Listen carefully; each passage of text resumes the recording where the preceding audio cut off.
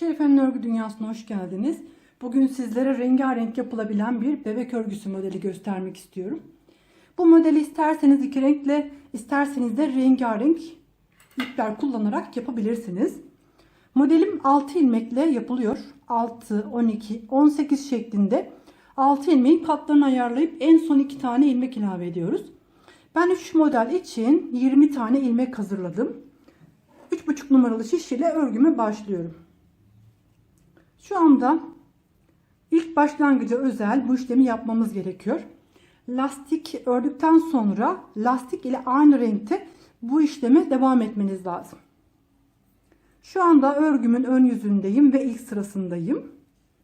İlmeklerimi sıra boyunca düz olarak örüyorum.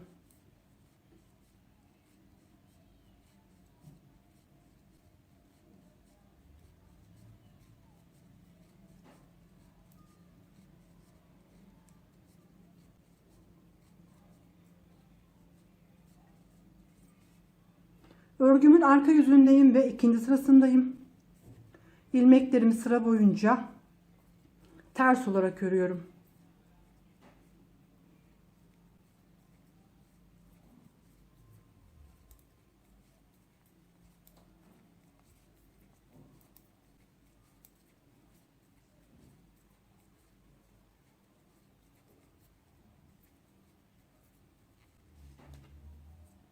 Örgümün tekrar ön yüzündeyim ve üçüncü sırasındayım.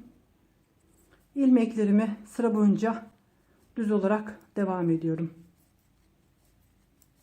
Bu kısımlarda model uygulanmadığı için bu kısmı biraz hızlı geçmek istiyorum. Boşuna vaktinizi almak, sizi sıkmak istemiyorum. Üçüncü sırayı ön yüzde düz olarak ördüm. Örgümün arka yüzünde ve dördüncü sırasındayım. Burası benim son sıram. İlmeklerimi arka tarafta ters olarak tamamlıyorum.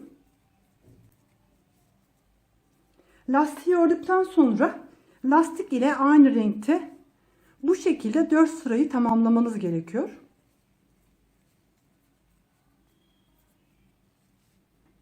Dört sırayı tamamlayıp örgünün ön yüzüne geçince 5. sırada hemen renk değiştiriyoruz.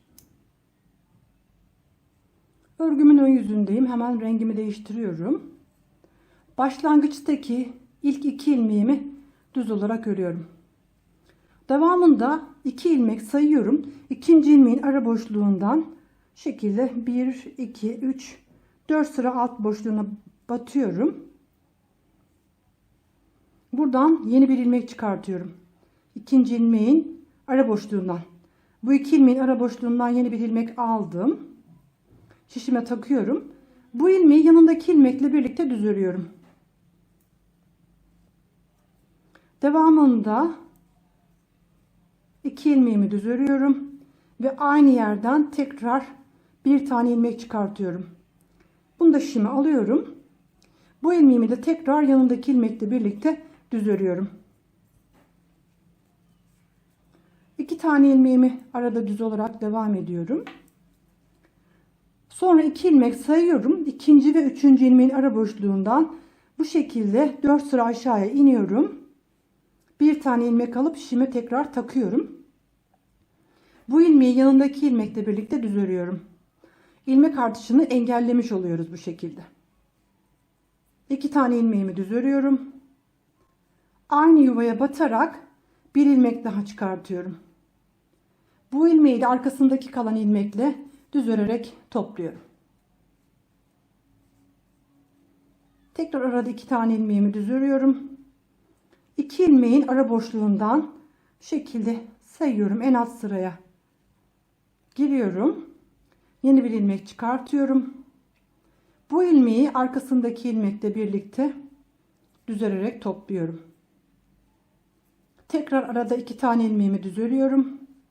Aynı yere batıyorum. Yeni bir ilmek çıkartıyorum. Bu ilmeği de yanındaki ilmekle birlikte topluyorum. Kalan 2 ilmeğimi örerek ön yüzde modelimizin kurulumunu yaptık.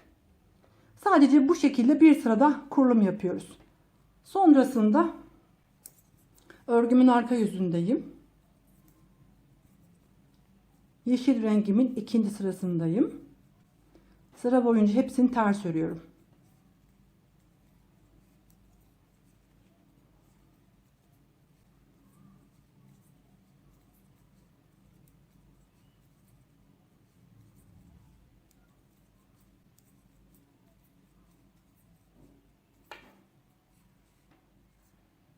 Tekrar örgümün ön yüzündeyim. Yeşil rengimin 3. sırasındayım. İlmeklerimi sıra boyunca düz olarak örüyorum.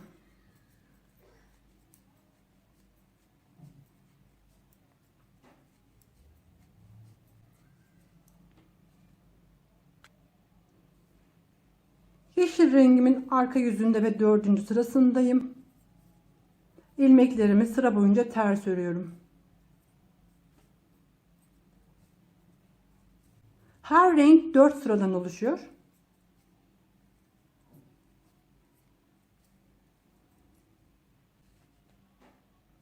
Bu şekilde 4 sırayı tamamladım. Örgümün ön yüzüne geçtiğim zaman 5. sıradayım. Hemen renk değiştiriyorum. Başlangıç kenar ilmeğini düz örüyorum. Bu kenar kısmı dilerseniz yarım model uygulayabilirsiniz ama ben kafa karıştırmamak için burayı boş geçiyorum. Başlangıçtan itibaren 5 ilmeğimi düz ördüm. Burada alttaki modeli uygulamış olduğum son ilmeği örmeden önce 2 ilmek sayıyorum. Yani burada aradaki ilmek atlamıştık. Bu 2 ilmeğin ortasındaki bölüme yeni modeli kurmamız lazım. Bu yüzden bir önceki modelin son ilmeği ile yanındaki ilmeği 2 tane sayıyorum.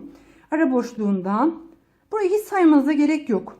Burada mavi ilmeklerin son sırasına ara boşluğuna giriyorum. Buradan bir tane ilmek çıkartıyorum. Sonra bu ilmeği yanındaki ilmekle birlikte düz örerek topluyorum. Arada 2 tane ilmeğimi düz örüyorum. Aynı yerden bir ilmek daha alıyorum. Bu ilmeği de yanındaki ilmekle birlikte düz örerek topluyorum. Böylece alttaki 2 modelin tam ortasına yeni modeli kaydırmış olduk. Arada 2 tane ilmeğimi düz ördüm. Aynı şekilde bakın burada modelimin son ilmeğini örmüyorum. 1-2 tane sayıyorum. Ve burada alttaki mavi ilmeklerin ara boşluğuna son sırasına giriyorum. Yeni bir ilmek alıyorum.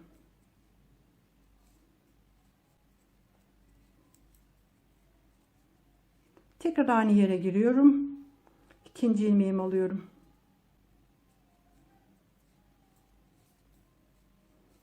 Devamında 2 ilmek örerek modeli tekrarlıyoruz. Ben kenar kısımlara yarım model uygulamadan bu şekilde sıra boyunca düz olarak ördüm.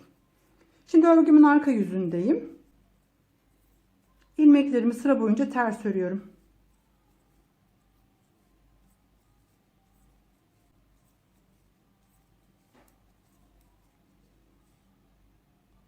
Tekrar ön yüzdeyim. Beyaz ipimin 3. sırasındayım. İlmeklerimi sıra boyunca düz olarak örüyorum.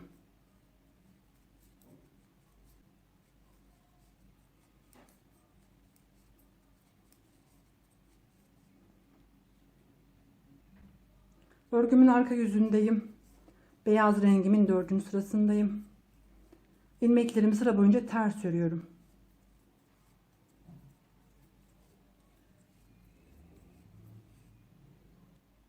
Dört sırayı tamamladım. Şimdi tekrar örgümün ön yüzüne geçtiğim zaman ilk başlangıçtaki işlemleri tekrarlıyorum. Ara modele kaydırılacağı için hemen bir sıra daha göstermek istiyorum. Başlangıçtaki ilk 2 ilmeğimi düz olarak örüyorum. Sonra 2 ilmeğin ara boşluğundan aşağı doğru iniyorum. Burada bakın yeşil ipimle son sıramın ara boşluğuna kadar iniyorum.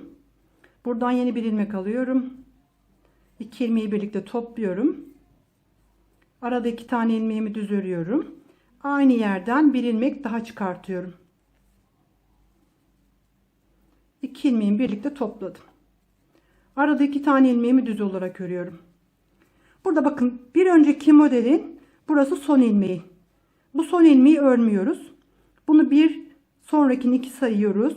Ara boşluğundan Bir alt renge kadar iniyoruz. Buradan yeni bir ilmek alıyoruz. Bu iki ilmeği birlikte topluyorum. İlmek artışını engellemek için. Tekrar yeni bir ilmek alıyorum. Ve iki ilmeği birlikte topluyorum. İki modelimin arasında iki tane ilmek örüyorum. Ve aynı işlemi tekrarlıyorum. Bundan sonrasında sürekli aynı işlemleri yapıyoruz.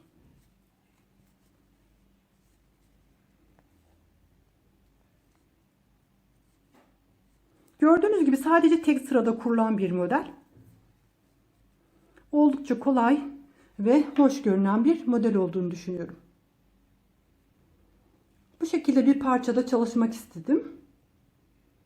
Bu kullandığınız renk sayısını istediğiniz kadar artırabilirsiniz. Oldukça hoş ve yapımı da bir o kadar kolay bir örgü modeli. Burası da örgümüzün arka yüzü. Herkese kolay gelsin.